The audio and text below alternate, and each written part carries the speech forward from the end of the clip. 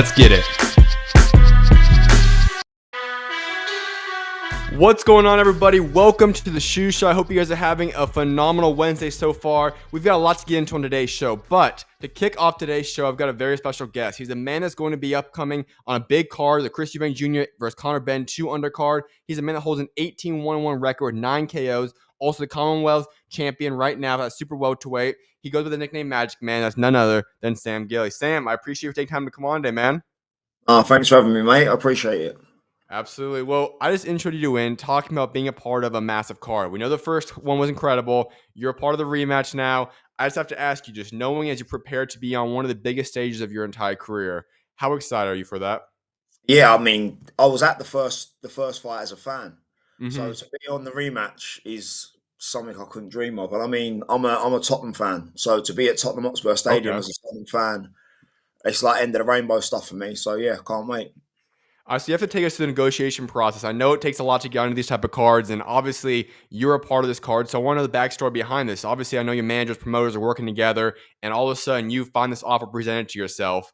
What goes through your mind at that point in time? Um, I better start eating salads. But no, 'cause we there was rumors about us going on it. There was obviously like a short list of fighters that they wanted to put on the show. Mm-hmm. And I was they obviously had to narrow it down to a certain amount of fights, and we was in amongst it. So that we started to get excited, and then we got a phone call saying, "Oh, they're not going to put you on it." And that was on about, I think that was a Thursday, and for the whole weekend, me and my team were just like, "Oh, mate, I can't believe that one's fell through." And then Monday morning, get a phone call from Spencer Brown, my manager, saying that no, it's all done. They've given Spencer a fight to put on the card, and Spencer chose me, and he's give us the biggest shot I could ever dream of. All right, so I had Ishmael Davis on the show a little bit ago prior to his one against Aguiarco, and he talked about the fact that, you guys were already discussing this fight possibly happening for a while now. Was this always along the case? Did you always know that regardless of what happened in the Aguiarco fight, that you guys were going to fight each other next? No, this is when Ish got beat. So I wish like me and Ish get on all right. Actually, like we speak, and like Okay. it's nothing. There's no bad blood. It's just competition. At the end of the day, one of us has got to win. One of us has got to lose. And I Right. wished him luck before that fight. He was extremely confident, and obviously it was a really good fight, really tight fight. But it come up short, and I thought that would change the mandatory position on the British Boxing Board of Controls. Right. Um, like decision making, but because it's happened to me over the last couple of years, a couple of times. So because I've been waiting for that British title for so long, Mm-hmm. and somehow the board of, but I think it comes down to there not being another challenger as worthy as Ish. Do you know what I mean? Mm-hmm. Because he's been putting himself in top fights, he's been in competitive fights. So Right. putting me and him for a British title, it's like I know he's lost 300 matches, but he's made a good account of himself in every single one. Right. So it's still going to be a great fight. So I'm glad that they have let me and Ish go at it for it. I appreciate you just said that too, because I think when we talk about boxing today, so many fighters don't want to fight the top guys. And you look at Ishmael, obviously, like you said, 3 straight losses, but obviously you look at them, all of them are top 15 ranked guys. It's not like he's Yeah. just losing to anybody's. And so when you look at that as a fighter, how excited does it make you? Because I know you know boxing well. You know he's a legitimate fighter. You know he's one of the top guys in Britain. That makes the most sense for this title. When you just talk about, you get this opportunity to go fight Ishmael Davis, how much more exciting does that make that? Yeah, you've got to have what I do anyway. I feel like as a fighter, I need to have a fear factor. Do you know what I Mm, mean? If I'm going in there against someone that I don't, it's a bit harsh to say I don't respect them, but if I don't feel like they're gonna push me to my limits, do you know mm, what I mean? You could end up coming down a level. It happened in my last fight when I got switched from a 12 rounder to an 8 rounder, and right. I took my eye off the ball a little bit, and I paid the price for it. Mm, So being given Ishmael, I know he's a big, strong fighter. He's talented. He won't stop coming all night, which is what I like. So, like when they told me that, I was just like, yeah, absolutely. Like I don't want to go looking for someone. I don't go backwards. He don't go backwards. So we can mhm. just stand and knock 10 bells out of each other and entertain the fans. And that's what I was going to ask you. Obviously, you never know what's going to happen inside a ring. Anything can happen during the duration of a fight. But you look at the fight styles, and that's why I'm very excited for this fight. We know that you like to bring it to different guys. Obviously, Ishmael's the very same way. If you were to take yourself, kind of look at it from the outside looking in, and you were to say, okay, you see this matchup between you two guys fighting, what should fans be able to expect? How excited should they be for this fight? And what type of fight should we be able to expect between you two? Well, I mean, some fighters will try and spill a load of stuff, going like, "Oh, I'm going to do this, that, the other," when they're not. But like, listen, look at all my fights. I do the same thing every time. I end up in a ding dong. So listen, you know what you're going to get from me. It ain't going to be. I'm not going to stand there, run away, and try and be pretty. I'm going to get involved, and I'm just going to go to war. Mm. Obviously, that fight's very much so in the running as one of the top fights. I know, obviously, we all know the main event, but when the night is over, how high are the odds that possibly you versus Ishmael Davis will end up being the best fight on that card? I said this when it got announced. Me and Ish messaged each other when the poster come out, and we both said, "Listen, biggest respect, good luck in camp." Mhm. And he went, "Yeah, bro, same to you." Blah blah blah. And I said, "Let's go steal this show because we've got the Mm. potential to go and do it." I mean, Jack Catterall, Echo Esserman. I think that's a great fight. Oh yeah. I mean, Jack pushing for world titles, and Echo coming off of that win against Josh Taylor. Mhm. That's a very very interesting fight. And obviously, we see how good the first one was with Connor and Chris. Right. So there's a lot of competition on the card to come up against. But with mine and Ish's styles, you ain't not going to be entertained. All right. So, what's the statement you want to leave when the night is over, the night's complete? What do you want people to be able to say about Sam Gilley? Um, that he's the new British and Commonwealth champion, and he's an effing good fighter.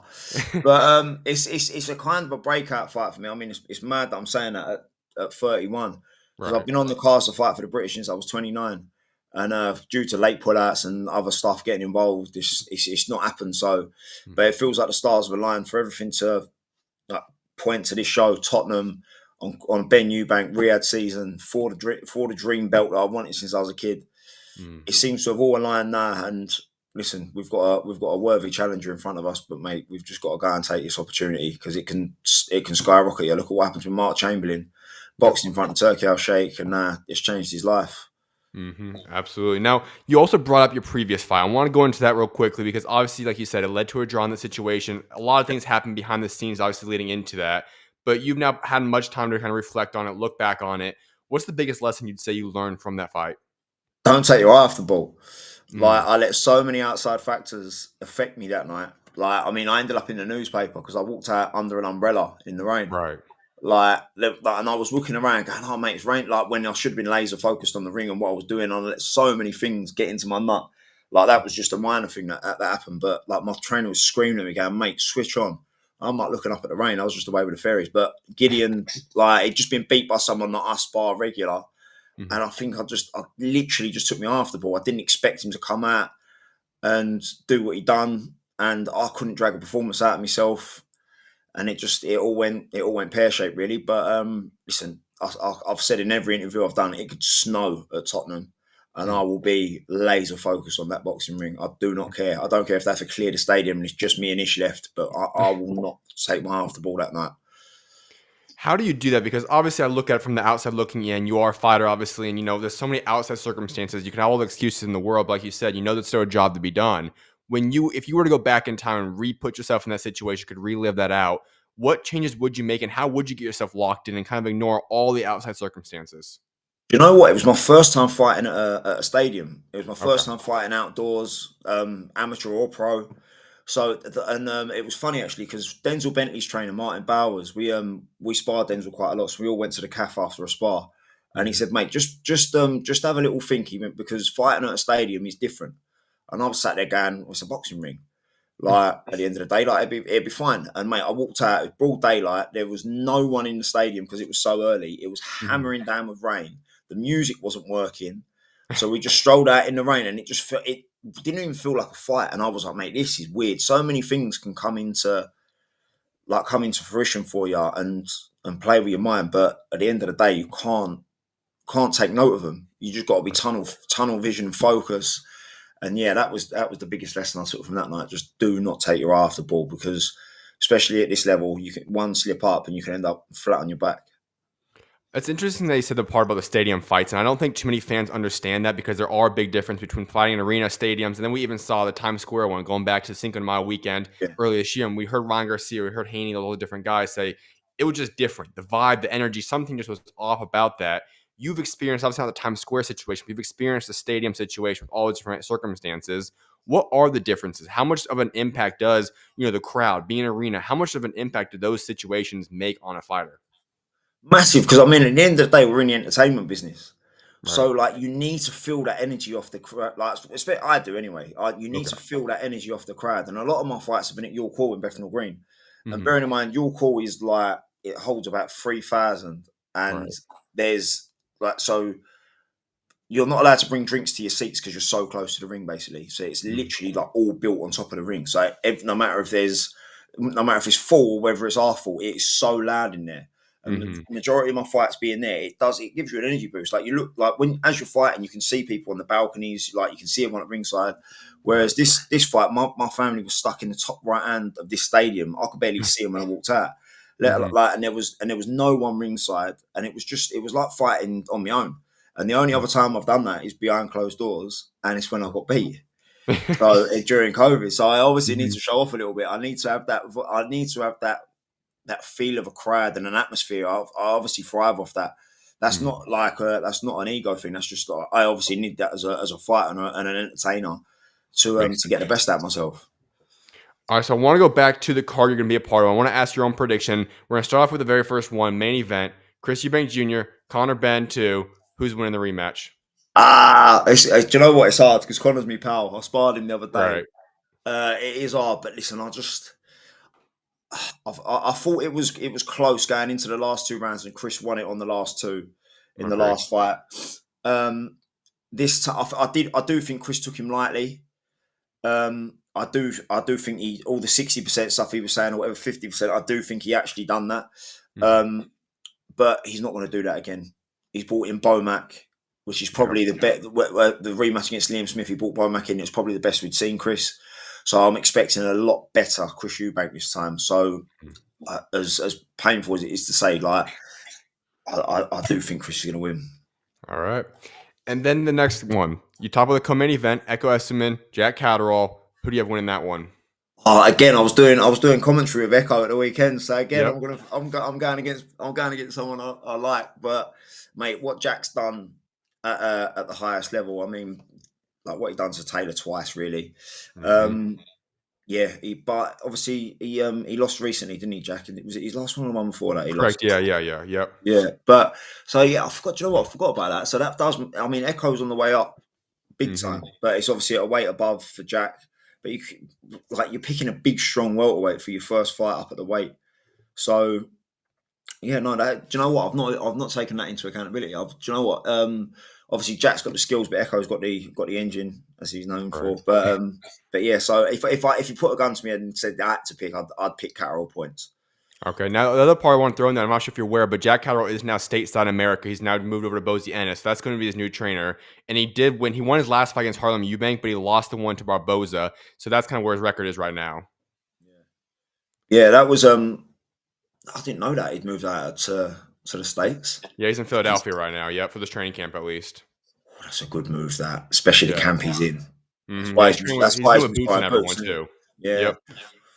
Yeah, no, all right, yeah, I'm definitely going to pick Catterall now. That's good.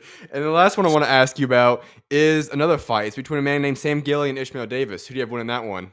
Ishmael Davis on points. Mate, I'm not going to sit here and say I'm going to knock him out, mate. The geezer's a tough man, but I believe I've got the better IQ. I believe I'm the better fighter. I'm bigger. Do you know what I mean? I'm a much bigger bloke than he is. So, mate, I'm definitely putting myself down for either points win or a late stoppage. All right, I love it. Well, I want people to get to know your story a little bit more, Sam, because obviously you've gotten to this place. We know who you are now. You have accomplished a lot of great things in your career, but I want people to get to know you a little bit more. And so when we go back in time, has boxing always been what you've wanted to pursue to this come on later in life, or what got you into the sport? Basically, I don't know whether I say soccer or football, but that was my dream. I wanted to be a football player. Okay. I was terrible. I was so bad. So, it was never going to happen. So I started getting into a little bit of trouble in school, and a couple of the boys. I watched Ricky Hatton against Ray Oliveira. And that was the first time I watched a boxing fight, and then I watched him against Costa Ju, and I was like, right, do you know what? I'm gonna go and give that a go, because I used to watch WWE quite a lot, and my dad used to say to me like, so watch boxing because boxing is real, wrestling ain't. And I was like, no, it is real, and then I watched Ricky Hatton and Costa Ju, and I was like, oh mate, I've got to have a go on that. I've got to have a try. And I weren't even the best when I started, and but I just loved it from that first punch on the nose. My granddad said to me, he went, "You'll get one punch on the nose, you'll never do it again." And I got whacked on the nose, and the energy that went through me, I was like, "Mate, I love this." And I'm 31 years old, and I'm still doing it. I was 11 when I started. So you'd say you kind of fell in love at first sight then, right? When you got in there, you really just fell in Yeah. love with the sport?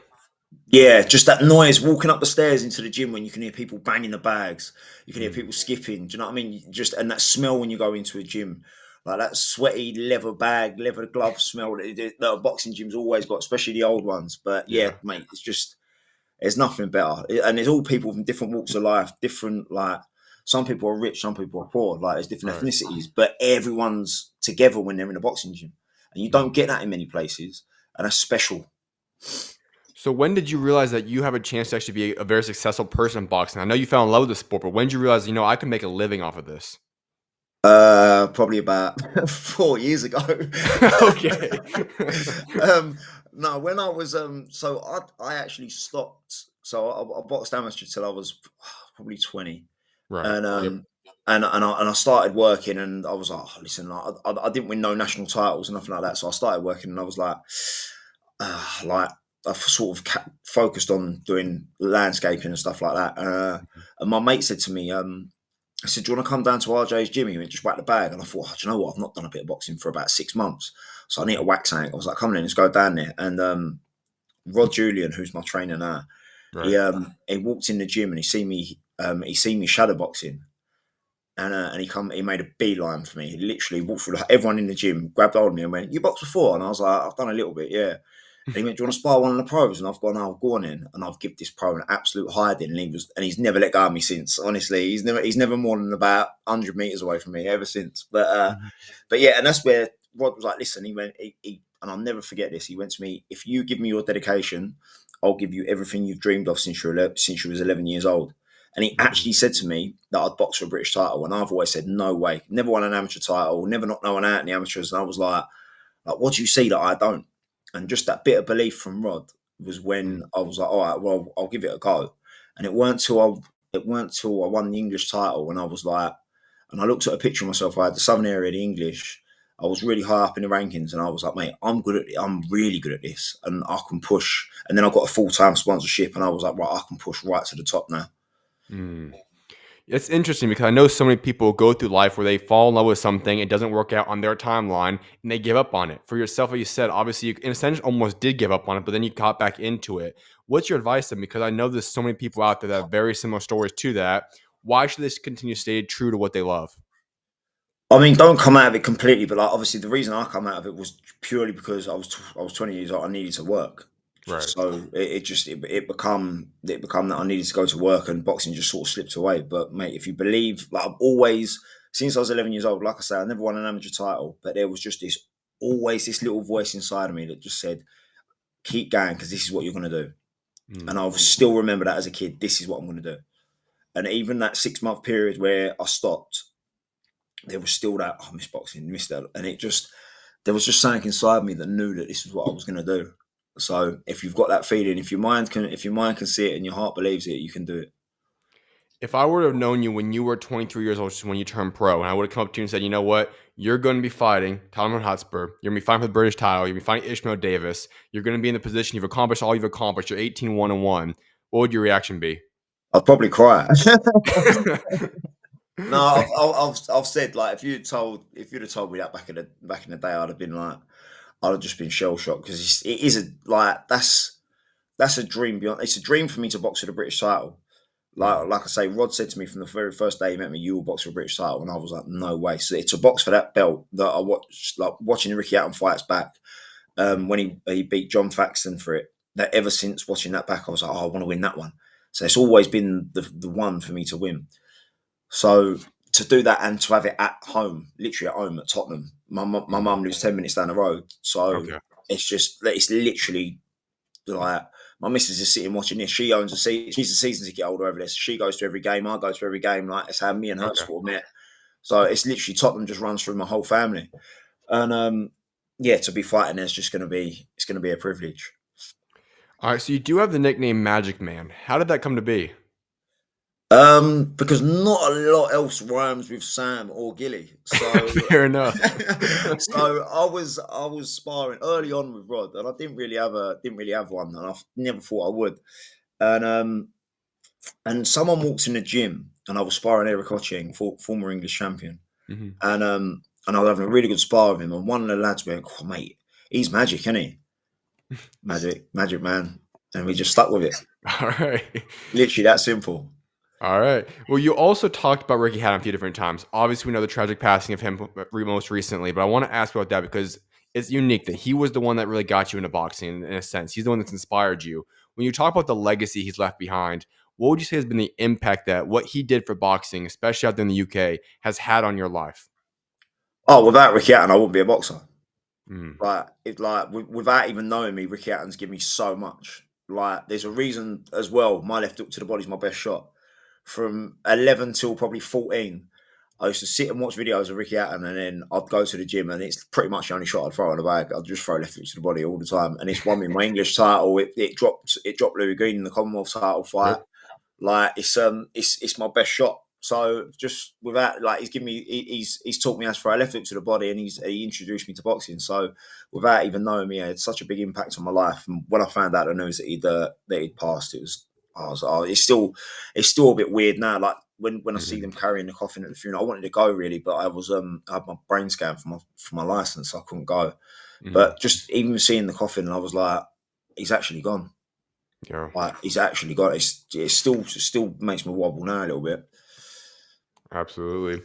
Well, I wanted to kind of rewind back, but when you turn pro at 23 years old, but then comes the year of 2021.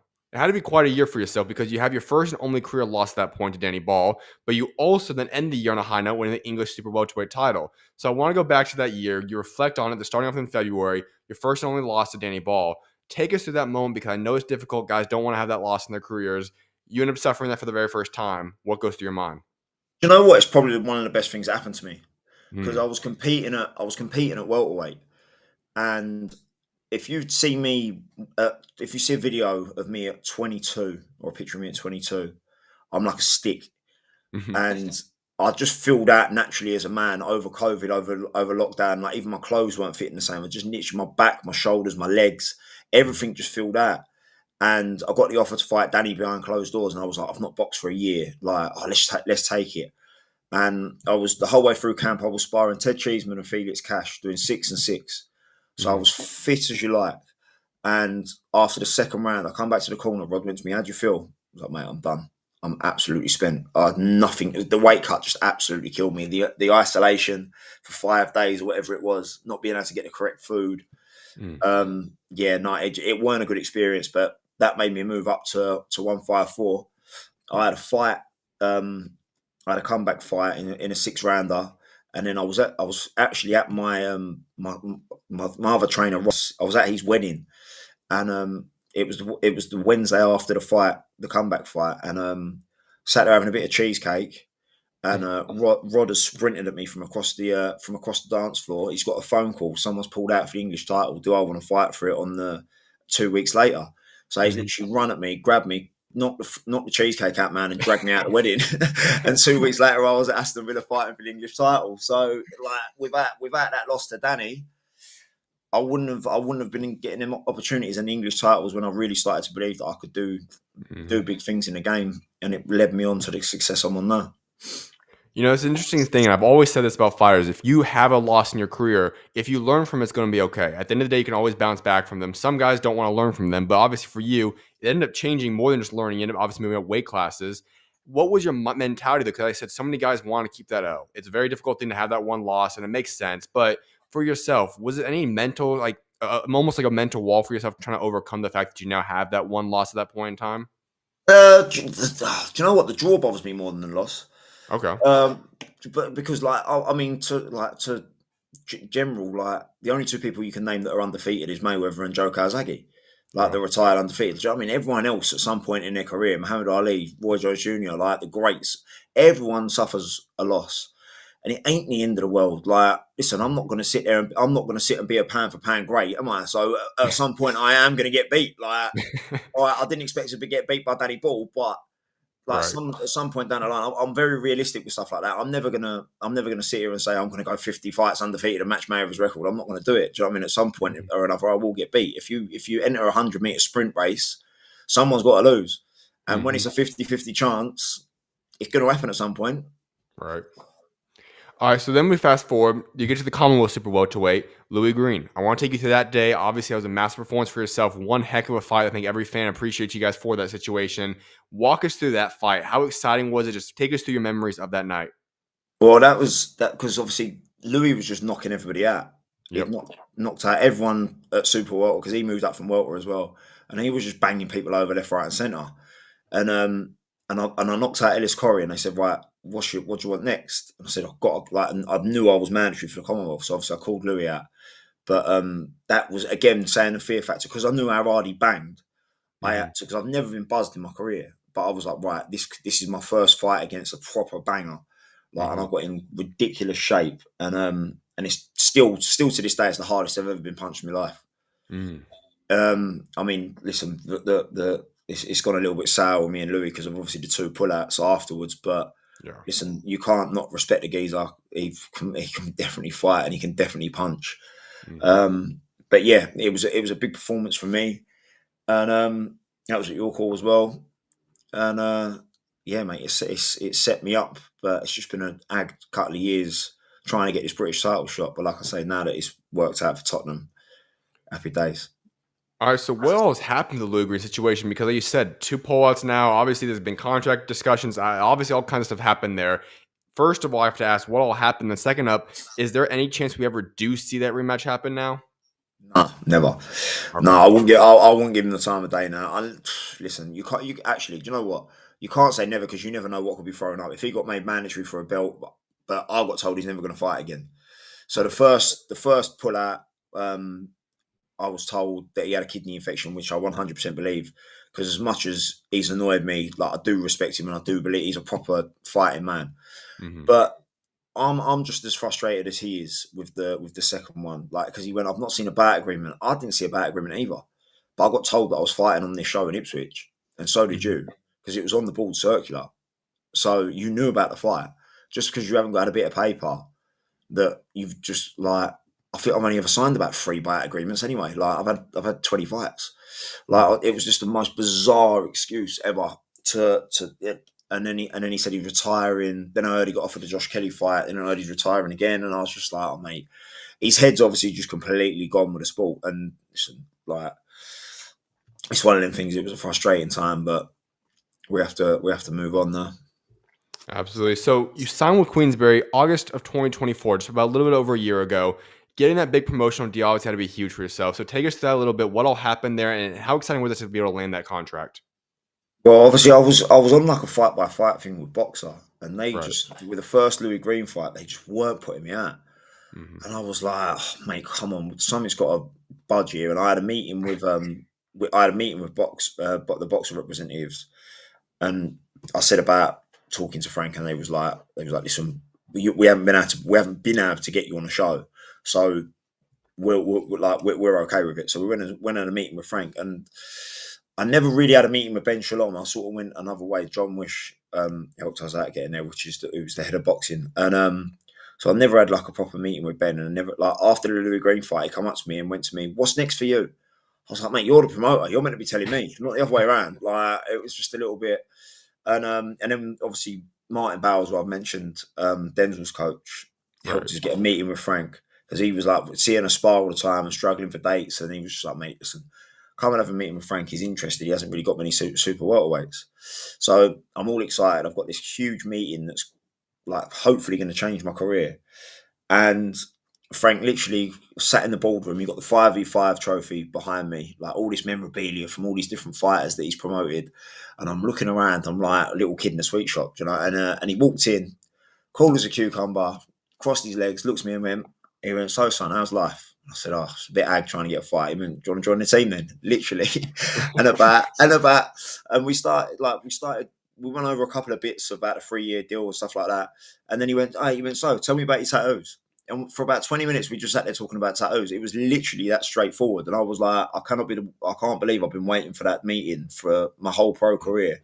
and it's just gone that smoothly. So, and everything they've promised, they've delivered. They said they get me 3 fights, and literally, it's literally, I think it's a week or two away, and it's pretty much 3 fights in a year, which is so much better because I was having like 1 fight every 18 months.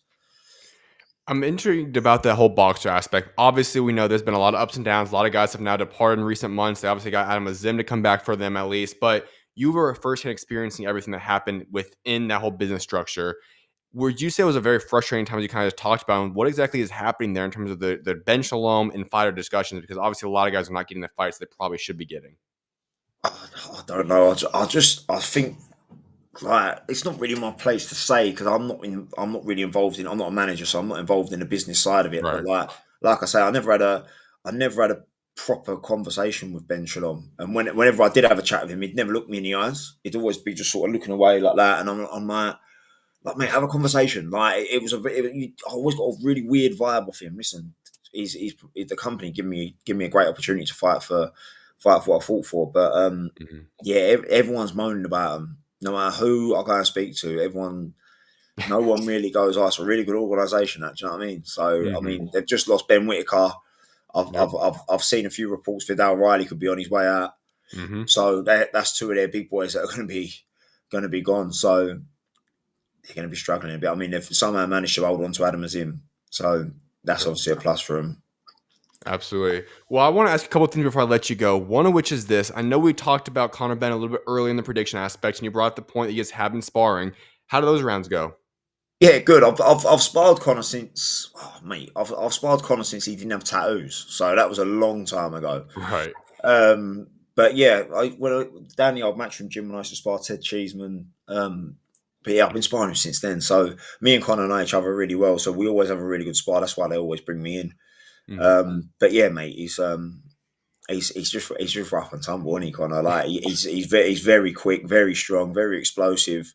And mate, the geezer is just an absolute training fanatic. I mean, he's probably the hardest trainer I've seen. Do you know what I mean? Mhm. He's constant. The morning of our, like I've rested all morning for our spar. He's been for a run. Like he's done like a 30-minute warm up upstairs. Like he's just non-stop, the bloke. But like fair play to him. The work ethic on him is scary. So you can't knock him.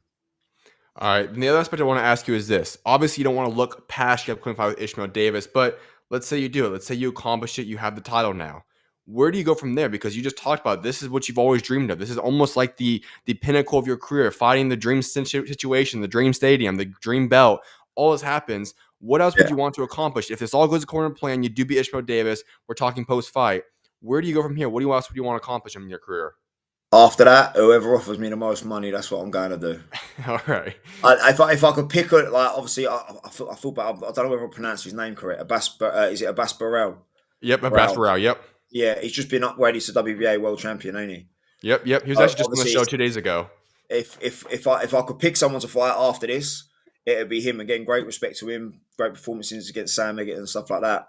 So, but if I could pick a belt route to go down, it would be that. Okay. Um, Man, do you know what? I don't know why, but I've always fancied to go on Fundora as well. I Mhm. know he's 6'6". I know he's big as a South, but I'm 6 foot. It's just, you know, when you look at someone, you're like, mate, I've got a funny feeling I could have a good go with you. I don't know why. I've just got a good fit. So if the Mhm. Fundora fight come up, I'd take it. But after this, mate, it's about like, I'm 31 now. I've probably only got 5 years max Okay. left. And after this fight, the dream of winning the British title is done. After that, it's about pound notes and as much money as I can get then. So you would say then, correct me if I'm wrong, that your goal after winning the British titles is to take the world jump and start fighting at the world stage then?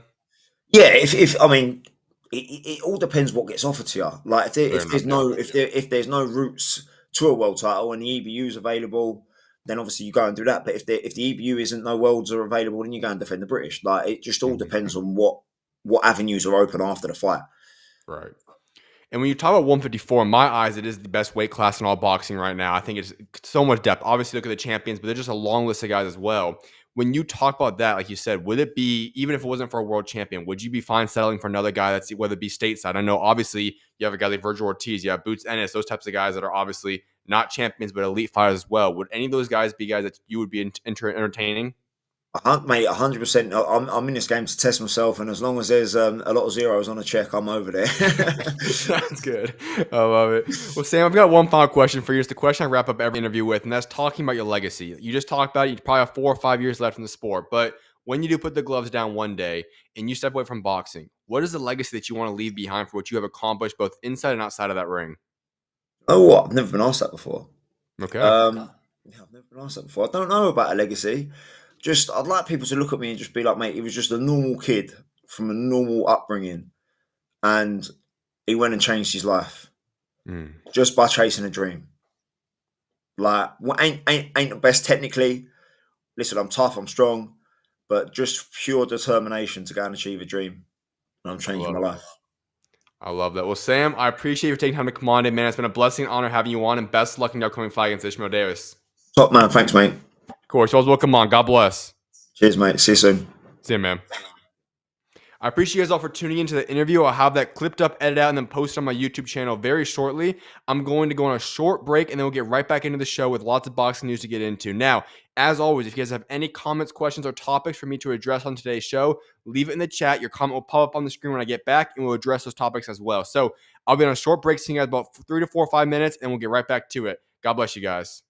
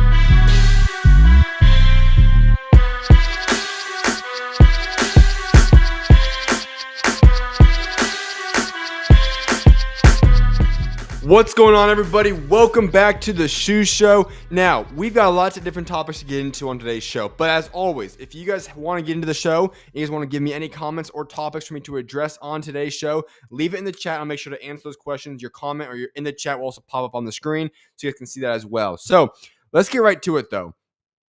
I've been talking about Boots Ennis at least every single episode for the past week or so now, and I really want to wrap it up, concluding it with this portion. I've hinted at it a couple different times, but I just want to bring this up real quickly. It's time for Drawn Boots Ennis to start finding the big names. And I like where we started with. I like that he wants Virgil Ortiz. That's exactly where we want him to go.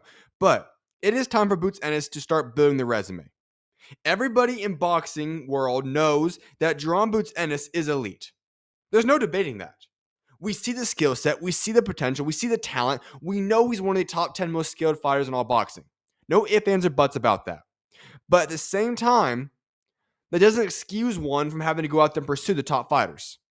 Because when we look at it right now, and he is a couple years younger than who I'm about ready to list, it is starting to become a little bit similar to that of Grand Tank Davis. For Tank Davis, everybody in the world knows that Tank Davis is one of the elite fighters of this generation. We know he's extremely talented. We know he's a fan favorite. We know he's got all that stuff wrapped up into him. But we need the resume to look at yourself as one of the best fighters of this generation. Just skill set alone does not make you an all-time great or a great of this generation. You need the resume as well. And so if you're Drawn Boots Ennis, listen, we see the skill.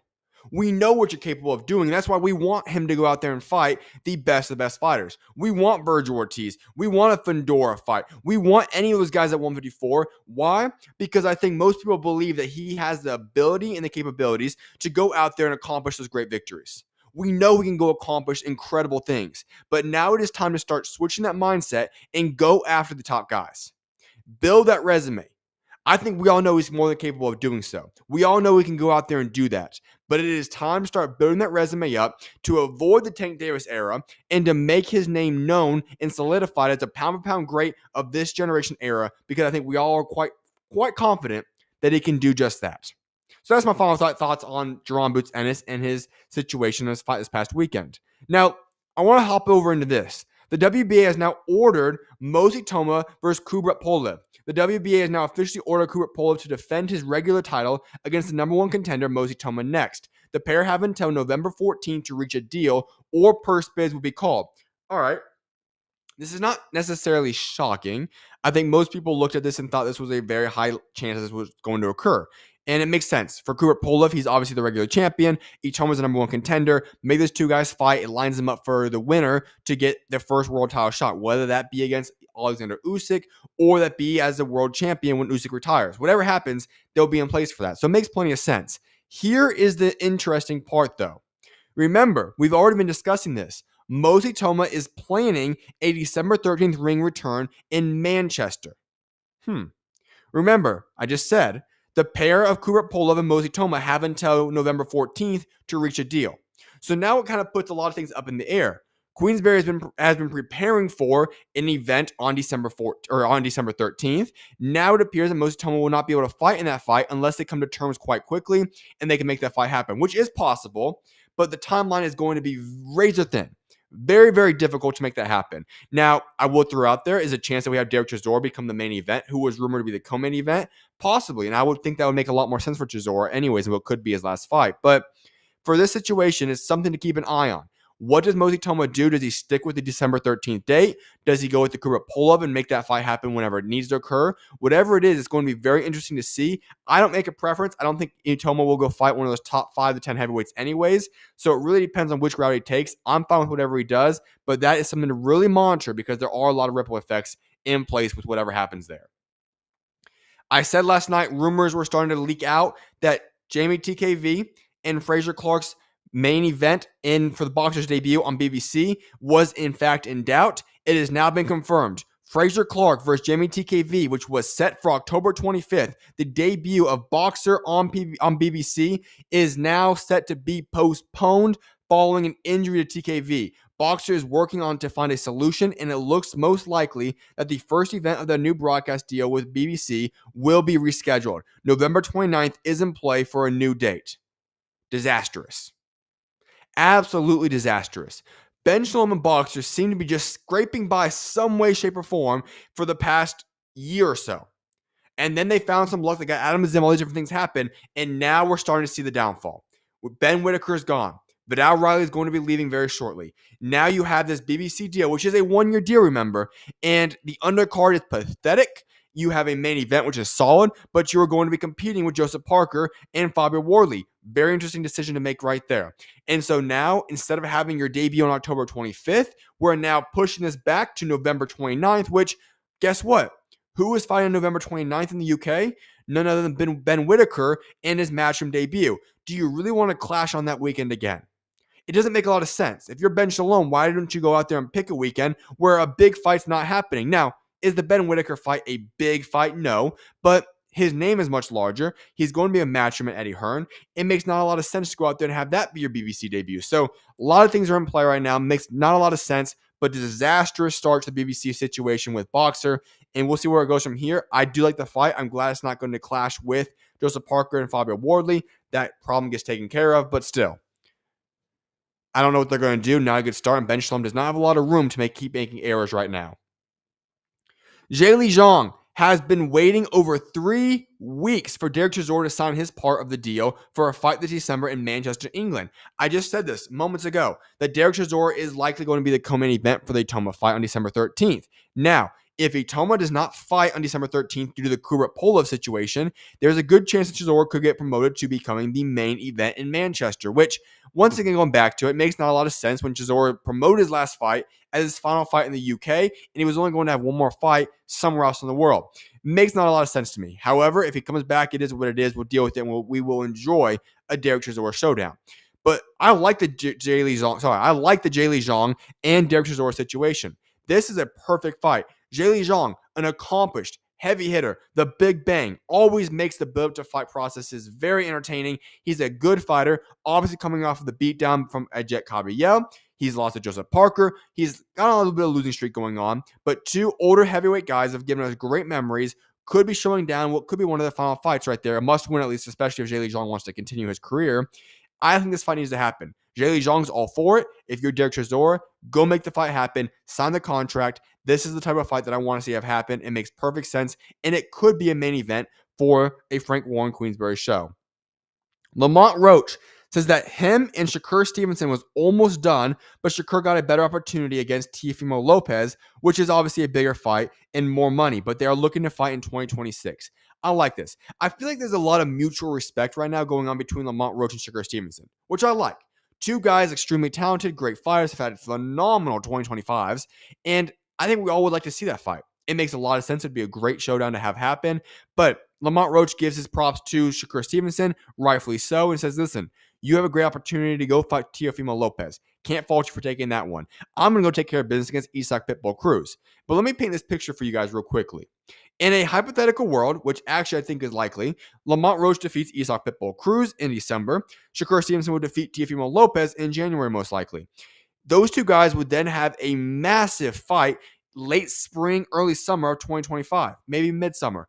This would be a massive fight to make. I would love to see Lamont Roach. I would love to see Shakur Stevenson go in the ring, showdown. I think that would end up being one of the better fights we would have in all boxing in the calendar year of 2026. I would love to see them make that fight happen. If they both go out there and win the next fights, make that fight happen. I'd love to see it. Here's the final thing I want to wrap today's show on, and this is going to be a little bit interesting and maybe debatable. And let me just point it out like this.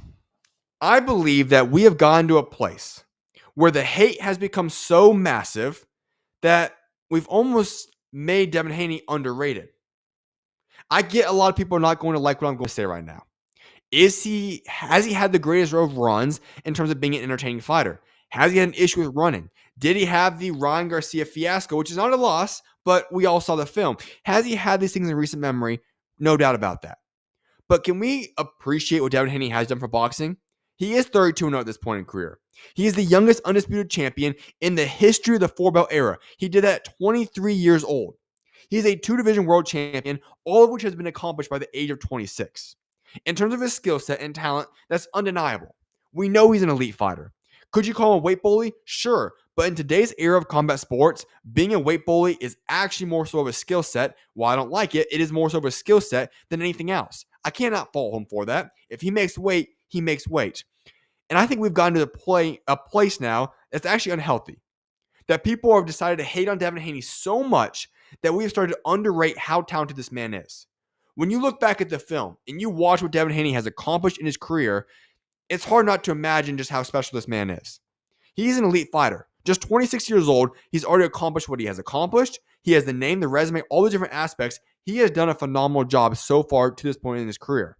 Has he had his flaws, his ups and downs? Absolutely. Is he a perfect fighter? No. But guess what? This man will fight anybody. He has proven that time and again. And guess what? This man is being extremely underrated now heading into the Brian Norman Jr. fight. And can we give him props once again? He doesn't need to take that fight. He's going to go out there and fight a man that has the KO of the year so far in Brian Norman Jr. He's stepping up weight classes to go up to 147 again to try becoming a world champion for a third weight class. This man is not afraid of anybody. He will fight the best of the best. He makes the fights happen. And I think it's time that instead of just hating on him, that we actually start to appreciate Devin Haney a little bit more. I get it. You don't have to be a fan of his. You don't have to like the way he fights. But can we at least appreciate what he's doing for boxing? A lot of us want to go out there and call out all these other fighters for not making big fights happen. And yet Devin Haney is doing just that. He's making big fights happen. He's putting on fine shows in terms of at least getting his name out there. And he has accomplished great things so far. Remember, 26 years old. He's accomplished all these things. At the age of 27, his birthday is November 17th, which will be just before the November 22nd fight. He's going to go into the ring at 27 years old. He could become a 3-weight class world champion. Already the youngest undisputed champion in the 4-belt era. This is a man that deserves more flowers and more respect and a lot less hate, if you ask me. I don't see any more comments in the chat for today's show. So with that being said, I will wrap today's show with that. I hope you guys have a blessed rest of your guys' day. I will be back live tomorrow evening. I don't know the exact time yet, but I do actually have a guest who's going to confirm that a little bit later. But I hope you guys have a blessed rest of your guys' day. May God bless you guys all. I'll see you guys back live tomorrow, and I will announce who that guest is in the morning of tomorrow. So God bless you guys all. Have a great rest of your guys' day. And with that being said, SchuZ out. God bless you guys.